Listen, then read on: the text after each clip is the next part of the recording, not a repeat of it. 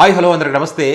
బీహార్ ఎన్నికలు కొన్ని గంటల్లో మొదలవబోతున్నాయన్నటువంటి క్రమంలో రాహుల్ గాంధీ గారు కేంద్ర ఎన్నికల సంఘాన్ని, కేంద్ర ప్రభుత్వాన్ని టార్గెట్ చేస్తూ మరి ఓట్ల చోరీ చేస్తూ ఉన్నారు, ఓట్ల చోరీ ద్వారానే వీళ్ళు గెలుస్తూ ఉన్నారు ఎన్నికల్లో బీజేపీ పార్టీ అని చెప్పి ఒక హైడ్రోజన్ బాంబు పేల్చారు. ఇక్కడ ఒకటి కాదు, రెండు కాదు, ఏకంగా 25 లక్షల ఓట్ల చోరీ జరిగిందని చెప్పి ఒక రాష్ట్రానికి సంబంధించి కొన్ని ఎగ్జాంపుల్స్ కూడా ప్రస్తావించడం జరిగింది. ఈసీ సహకారంతోనే హర్యానాలో బీజేపీ పార్టీ గెలిచిందని చెప్పి అక్కడ ఆ గెలవడానికి ముందు ఈ ఎన్నికల ఫలితాలకు సంబంధించి ఎగ్జిట్ పోల్స్ చాలా వరకు మెజారిటీ ఎగ్జిట్ పోల్స్ అన్నీ కూడా కాంగ్రెస్ పార్టీ 73 స్థానాల్లో గెలుస్తుందని చెప్పి, బీజేపీ పార్టీ 17 స్థానాల్లో గెలుస్తుందని చెప్పి అనేక ఎగ్జిట్ పోల్స్లో వచ్చినప్పటికీ కూడా మరి బీజేపీ పార్టీ అధికారంలోకి వచ్చింది. అంటే బీజేపీ పార్టీ అధికారంలోకి వచ్చిందంటే ఇక్కడ ఈసీ వారికి సహకరించింది. ఏ రకంగా సహకరించింది, ఏ రకంగా నకిలీ ఓట్లతో వీళ్ళు గెలిచారనే దానికి చాలా ఎగ్జాంపుల్స్ ఇక్కడ ప్రస్తావించడం జరిగింది. బ్రెజిల్ మోడల్ మహిళ సీమా స్వీటీ సరస్వతి, 22 పేర్లతో ఒకే ఫోటో. ఇది ఏ రకంగా సాధ్యం? మరి ఇదే కాకుండా ఉత్తరప్రదేశ్లో ఓట్లు నమోదు చేసుకుంటారు, అదేవిధంగా హర్యానాలో కూడా ఓట్లు నమోదు చేసుకున్నారు. 2 రాష్ట్రాలలో ఓట్లున్నాయి.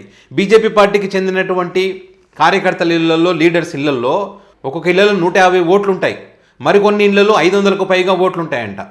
ఇది ఎలా సాధ్యమవుతుంది? అండ్ అదేవిధంగా 0 నెంబర్కి సంబంధించి కూడా ఇంటి నెంబర్ లేనప్పుడు ఇస్తామని చెప్పి ఏదైతే చెప్తా ఉన్నారో అందులో కూడా పెద్ద స్కామ్ ఉందని చెప్పి, సో ఇవన్నీ కూడా మేము ఉట్టి మాటల రూపంలో చెప్పడం లేదు, క్షేత్రస్థాయిలో అన్నీ కూడా పరిశీలించిన తర్వాత ఏ రకంగా మోసం చేస్తున్నారు, ఏ రకంగా నకిలీ ఓట్లను సృష్టించి ఆయా రాష్ట్రాలలో మరి బీజేపీ పార్టీ అధికారంలోకి వస్తుందనేటువంటి విషయాలను ఎగ్జాంపుల్స్తో సహా చెప్పడం జరిగింది. అండ్ అదేవిధంగా ముఖ్యమైనటువంటి పాయింట్ కూడా ఇక్కడ ప్రస్తావించారు. ఇప్పుడు ఉన్నటువంటి సీఎం నాయబ్ సింగ్ ఎవరైతే ఉన్నారో, హర్యానా ఎన్నికలకు ముందు మనం ఈ ఎగ్జిట్ పోల్స్ వాటన్నింటిని చూసిన తర్వాత ఎవరు భయపడాల్సినటువంటి అవసరం లేదు, వ్యవస్థలు సిద్ధంగా ఉన్నాయి, మనం గెలవబోతున్నామని చెప్పినటువంటి అంశాలను కూడా ఇక్కడ ప్రస్తావించారు. అంటే వ్యవస్థల ద్వారానే వీళ్ళు గెలుస్తూ ఉన్నారు, ప్రజాస్వామ్యాన్ని కూని చేస్తూ ఉన్నారు, ప్రజలు ఓట్లు వేస్తే వీళ్ళు గెలవలేదు, ఓట్ల చోరీ ద్వారా గెలిచారు. హర్యానాలో ఓవరాల్గా మొత్తం చూస్తే అక్కడ పోలైనటువంటి ఓట్లు కానీ అక్కడ ఉన్నటువంటి ఓట్ల శాతాన్ని మొత్తం పరిశీలిస్తే కనుక 12% ఓట్లు తేడా వస్తుంది. అంటే నకిలీ ఓట్లు సృష్టించారు. ఇక్కడ ప్రతి 8 ఓట్లలో ఒక నకిలీ ఓటు అనేటువంటిది చాలా క్లియర్గా మేము క్షేత్రస్థాయిలో పరిశీలించిన తర్వాత మాకు అర్థమైనటువంటి విషయము.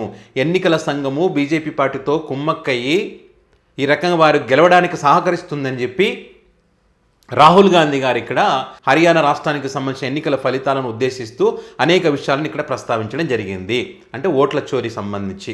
అయితే ఇక్కడ రాహుల్ గాంధీ గారు ఈ ఓట్ల చోరీకి సంబంధించి మాట్లాడిన ప్రతిసారి కూడా గతంలో కూడా నకిలీ ఓట్లు ఏ రకంగా సృష్టిస్తున్నారు, ఏ రకంగా వీళ్ళు గెలుస్తున్నారు అనేటువంటి విషయాలు ప్రస్తావించినప్పుడు ఇప్పుడు కూడా రాహుల్ గాంధీ గారు కేవలం కొన్ని రాష్ట్రాలకు సంబంధించే మాట్లాడుతూ ఉన్నారు. అంటే వాళ్ళకు అనుకూలంగా ఉండి వాళ్ళు గెలిచేటువంటి రాష్ట్రాలకు సంబంధించే మాట్లాడుతూ ఇక్కడ ప్రజాస్వామ్యం కూనవుతుంది అని చెప్పి మాట్లాడతారు. కానీ మరి ఏపీకి సంబంధించి ఎందుకు మాట్లాడారని చెప్పి చాలామంది ఏపీ వైపే వేలెత్తి చూపుతున్న పరిస్థితి. ఏపీ ప్రస్తావన ఎందుకు తీసుకురారు? ఏపీలో కూడా ఈ అంశానికి సంబంధించి దేశవ్యాప్తంగా చర్చ జరిగింది కదా, ఇక్కడ కూడా ఈవీఎంలు ట్యాంపరింగ్ ద్వారా గెలిచారనేటువంటి వార్తలు ఉన్నాయి కదా, మరి ఇక్కడ కూడా బీజేపీ పార్టీ అధికారంలో ఉంది కదా, అంటే బీజేపీ ఎన్డీఏ కూటమి అధికారంలో ఉంది కదా, అంటే ఇక్కడ బీజేపీ కలిసి ఉన్నా కూడా ఆంధ్రప్రదేశ్ గురించి ప్రస్తావించరా? ఎందుకంటే మీరు ఇక్కడ గెలవరు కాబట్టి, మీకు రాజకీయంగా ఉపయోగం లేదు కాబట్టి, పైగా చంద్రబాబు నాయుడు గారు ఇక్కడ ముఖ్యమంత్రిగా ఉన్నారు కాబట్టి, సో వీటి ప్రస్తావన మీరు తీసుకురారా? ఆంధ్రప్రదేశ్లో ప్రజాస్వామ్యం కూనైనట్టు మీకు కనిపించడం లేదా అని ఈ అంశాలను ప్రస్తావిస్తూ వైసీపీ పార్టీని కూడా టార్గెట్ చేస్తూ ఉన్నారు. వైసీపీ పార్టీ మొదట్లో ఈవీఎంలో ట్యాంపరింగ్ జరిగిందని చెప్పి మాట్లాడినప్పటికీ తర్వాత మరి మాటలకే పరిమితమయ్యారు, కానీ దాన్ని సీరియస్గా తీసుకొని క్షేత్రస్థాయిలో ఈరోజు రాహుల్ గాంధీ గారు ఏవైతే మాట్లాడుతూ ఉన్నారో అలాంటి ఎగ్జాంపుల్స్ చెప్పేటువంటి ప్రయత్నం వైఎస్ఆర్ కాంగ్రెస్ పార్టీ ఎక్కడ కూడా చేయట్లేదు.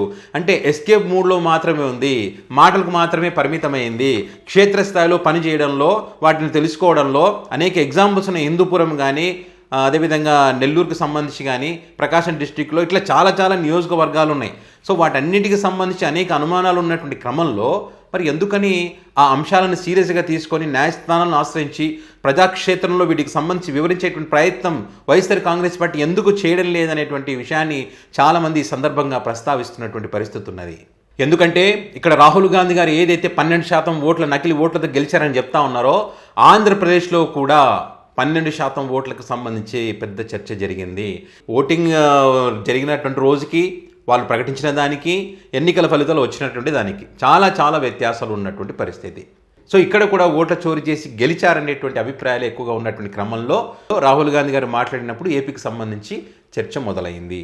ఏదేమైనా కూడా బీహార్ ఎన్నికలు మరి కొన్ని గంటల్లో స్టార్ట్ అవుతున్నటువంటి క్రమంలో మరి రాహుల్ గాంధీ గారు మాట్లాడినటువంటి మాటలు మరి ఆ ఎన్నికల పైన ఎలాంటి ప్రభావాన్ని చూపిస్తాయన్నది ఎన్నికల ఫలితాల రోజు తేలేటువంటి అవకాశం ఉంది. మరి దీనికి సంబంధించి మీ అభిప్రాయాన్ని కామెంట్ రూపంలో పెట్టగలరు. Thank you.